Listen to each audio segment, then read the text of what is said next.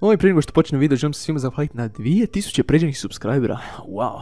Za ovaj video sam se potrudio malo više nego inače, tako da ga možete smatrati nekim svojevrsnim 2K specijalom. Dobro, neću više pričati, pičku materinu, krenemo. Kako se ljudi zvati za govorenje o školama? Danas se odgovara Bokalac, nečut! Kada se ispamete za nogi truje i lopana! Kaj me sad tu jebeš na potak? Zmila, šatola, glavu ti te! Danas se odgovara Lažu! Profesorice! Rekli da ćemo danas gledat film! Još nismo 3 lekcije napravili! Uskoro je test! Krasnimo!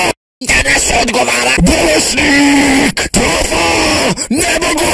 Boli me glava! Filmovi spadaju!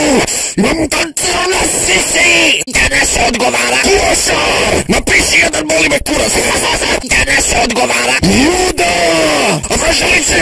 Njega niste pitali od stoljeća 7. U životu nije odgovarao! Groš! Kaj si vam sosio? Danas se odgovara Cigan! Nije tu profesorice, onda ti kurat! Danas se odgovara žrtva!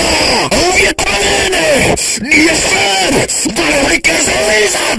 Ajde ponovo! 78. put je danas otvoren! Danas se odgovara slavljenik! Srce! Danas mi je rođendan! Danas mi je rođendan, Natašo! A meni bi bio super pohod kad me ne bi pitala jebati vod! Danas se odgovara prevarant! Srce ste čuli zalognika u slučaju kad navodno naučio ribu da hoda po kopnu! Nisam, krenimo se ispiti! Da, navodno to uopće nije bila riba kao riba, nego ovaka butra neka, cvoka bila kvadriplegiča cijeli život i sad sprinta ko buta! Ajmo sad na ispitivanje! Ne možete sad čovjeka, nećete stići! Zvoni za 20 minuta, to vam završi kad kažete keksa na kuć! Danas se odgovara manipulator! Kotaro, aj što bi mjesto mene! Neću! Izjebate, već imam jednu kečinu piću!